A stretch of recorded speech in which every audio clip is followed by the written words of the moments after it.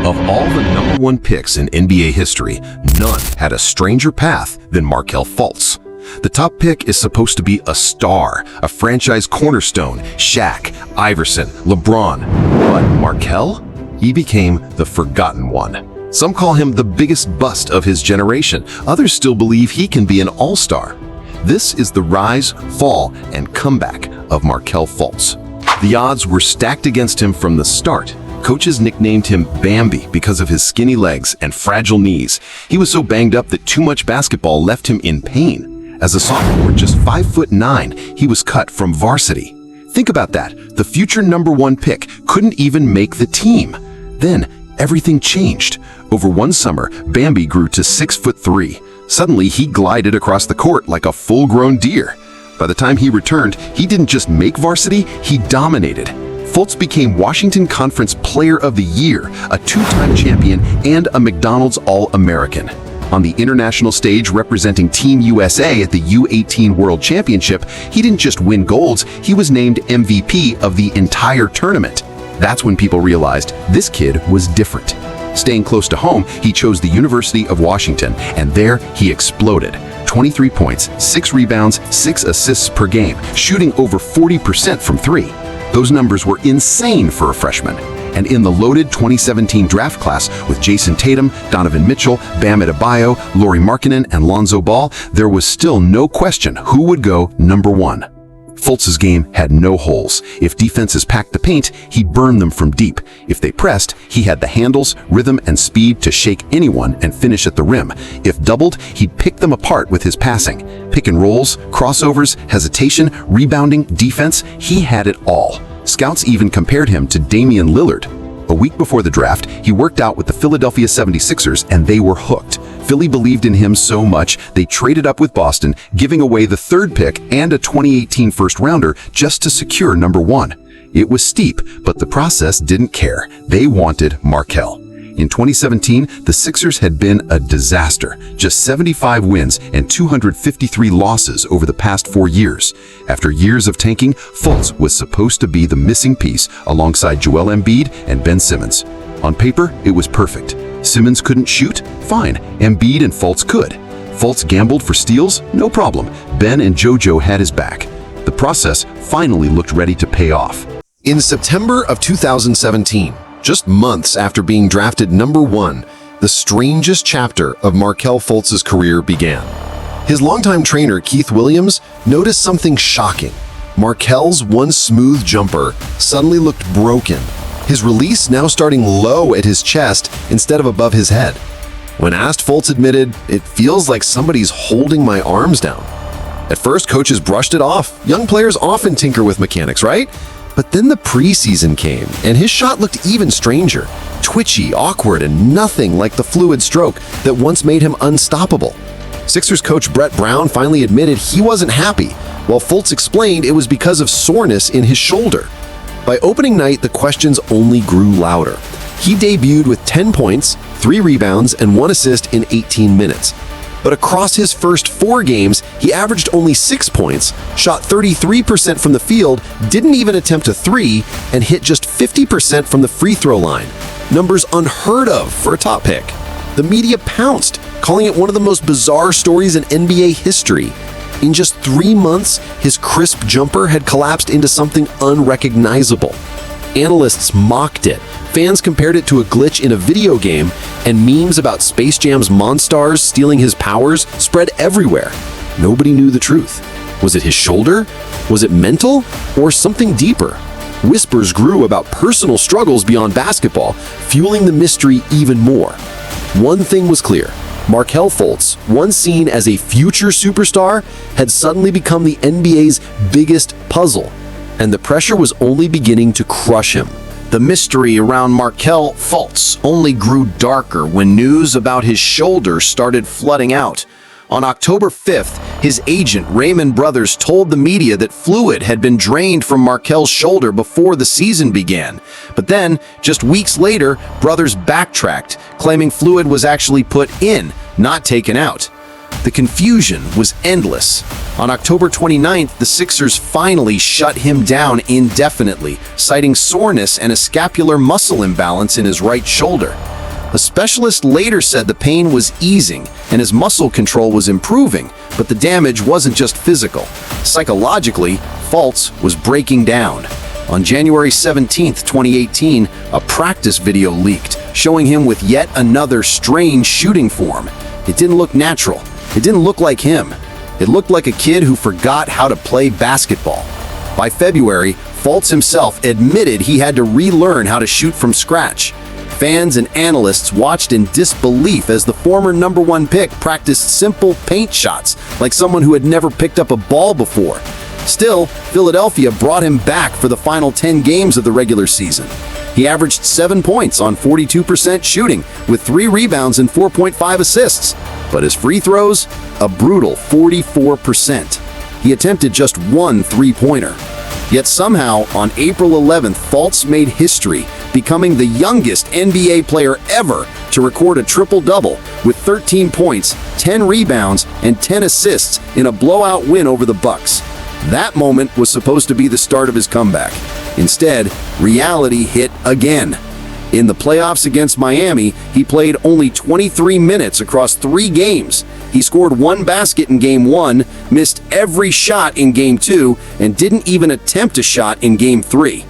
The season ended with the #1 pick standing on the court, empty-handed, looking like he'd forgotten how to shoot entirely. For a player once compared to Damian Lillard, this fall from grace was as heartbreaking as it was bizarre. That summer was supposed to be Markelle Fultz's fresh start.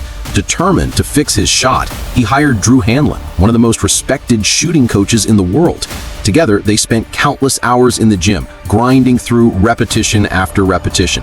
Fultz spoke with optimism, saying how happy he was with the progress and how ready he felt heading into camp. For a moment, it seemed like the old Markelle might finally be coming back, but the hope didn't last. Just weeks later, rumors exploded when Hanlon and Fultz had a public falling out. Hanlon claimed Markelle had the yips, that he had simply forgotten how to shoot, pointing to the strange hitches in his form. Fultz, on the other hand, insisted it was never mental, only the lingering effects of his shoulder injury. Their partnership collapsed, and by September 2018, Fultz had officially fired the man who was supposed to save his jumper. Entering his second training camp, Fultz announced his injury was behind him, his form was back to normal, and that his jumper was better than ever. At first, fans wanted to believe. In just his second game of the new season, he hit the first three-pointer of his career, and the Philadelphia crowd erupted like they had just won a playoff series.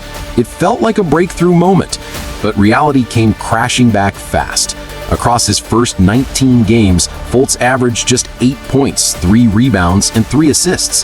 His jumper, his threes, even his free throws were still a disaster. Every miss added fuel to the chaos around him. Coaches, trainers, and executives contradicted each other in the media, making the situation even messier. And to top it off, in a bizarre game against Memphis, cameras caught his body twitching mid-shot, almost like his muscles were glitching. Theories ran wild again. Was it injury? Was it mental? Or had the Monstars from Space Jam really stolen his talent? For the once surefire #1 pick, the nightmare was far from over, and the pressure was reaching its boiling point. The truth finally came out a month later, and it changed everything. Doctors revealed that Markelle Fultz was suffering from thoracic outlet syndrome, a rare condition where the space between the collarbone and first rib compresses nerves and blood vessels, cutting off strength and coordination in the arm. Suddenly, all the jokes about Space Jam and the yips weren't funny anymore. This wasn't in his head, and it wasn't laziness. His body was literally failing him. For the first time in over a year, the story made sense. But the relief of finally having an answer didn't erase the problem. The injury was serious, and his time in Philadelphia had run out. Fultz found himself stuck on the bench, his future with the Sixers fading fast. Then came February 7th, 2019. On trade deadline day, Philly pulled the plug. They shipped Markelle Fultz to the Orlando Magic for Jonathan Simmons and a couple of draft picks. The Sixers got pennies on the dollar, but they didn't care. They were done with the drama. Fans felt let down, Executives wanted a clean slate, and the process moved on without the #1 pick they once believed would change everything. For Orlando, though, this was a gamble worth taking, a low-risk, high-reward move. If Fultz never figured it out, they'd lose nothing. But if he did, they might end up with the steal of the decade. Once in Orlando, the Magic made the call to shut him down for the rest of the season. No more rushing, no more false comebacks, just time. Time to heal, time to rebuild, and maybe, just maybe, time to finally rediscover the player who once looked like a future superstar. When Markelle Fultz finally suited up for the Orlando Magic in October 2019, it felt like the beginning of a new chapter. In his very first game, he dropped 12 points and dished out 6 assists, showing flashes of the talent that once made him the #1 pick. Over the course of the season, he played in 60 of 72 games and gave Orlando exactly what they had hoped for: steady, reliable production. He wasn't LeBron, he wasn't an all-star, but he was no longer the broken player everyone mocked in Philadelphia. Fultz averaged 12 points and 5 assists per game, even knocking down a few threes. Not a high volume, but at least proving he wasn't afraid to shoot anymore. More importantly, he stuck to his strengths. He attacked in transition, finished at the rim with speed and creativity, and set up his teammates with smart passes. He wasn't trying to be flashy or force the spotlight, he was just playing basketball again. And that alone was a victory. What really stood out was how Orlando's front office responded. They saw his work ethic, his resilience, and the way he fought through everything he had endured. They believed in him so much that they handed him a 4-year, $50 million extension. To put it in perspective, Steph Curry's second contract with Golden State was for $44 million. For Fultz, this was more than money. It was validation. After years of doubt, after being called a bust, a joke, and even a mystery case, a franchise was finally saying, "We believe in you." And for the first time in a long time, Markelle Fultz believed in himself, too. Markelle Fultz wasn't ready to be written off, not by the media, not by fans, and definitely not by himself. After everything, he refused to let the word bust define his story. In his own words, just make sure I have fun, Because you never know when it's going to end. You never know when it's going to be the last time playing. So my biggest thing is when I go on the floor, have fun and compete at a high level. And when the 2022-23 season kicked off, it was clear this was a new Markelle. He came back sharper, stronger, more confident than ever. His numbers told the story. Career highs across the board with 14 points, 6 assists, and 1.5 steals per game in nearly 30 minutes of action. He shot an efficient 51% from the field, a solid 78% at the free throw line, and even 31% from three.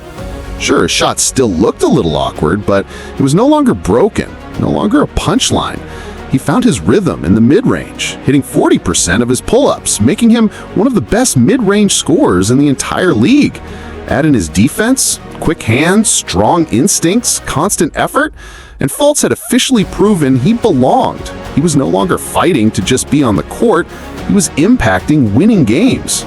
And yet, despite this comeback, despite the numbers, the highlight plays, and the resilience he showed, the national media hardly talked about him. Outside of Orlando, many fans almost forgot he even existed. "You know what? I forgot all about Markelle," became a common reaction. But maybe, just maybe, that's exactly what the Magic and Fultz want. A chance to grow, to thrive, and to keep writing a story that once looked finished, but is only just beginning. Markelle Fultz's journey was one of the strangest, most heartbreaking, yet inspiring stories the NBA has ever seen. He wasn't just another #1 pick who didn't live up to the hype like Anthony Bennett or Kwame Brown, and he wasn't just another player whose body betrayed him like Greg Oden or Sam Bowie. No, Fultz's story was different because nobody in NBA history ever forgot how to shoot. Nobody went from being an elite scorer in college to completely losing their jumper the moment they entered the league. His game collapsed, his confidence was shattered, and at one point, he looked like a guy who might not even make it in the G League. And yet, through all of that, he fought. He battled a rare condition that was almost impossible to detect, rebuilt his shot, tore his ACL, and still came back stronger than before. Today, he's not just surviving, he's thriving, proving that he belongs in the NBA. We don't know if he'll ever become the star people once predicted, but what we do know is that he's one of the toughest comeback stories the league has ever witnessed. And maybe that's even more inspiring than hitting 40% from three, because Markelle Fultz already won. He refused to quit when everyone counted him out. Now, I want to hear from you. Do you think Fultz can still become an all-star, or will he just settle into being a reliable role player for years to come? Let me know in the comments, and if you enjoyed this story, go watch our next video. You don't want to miss it.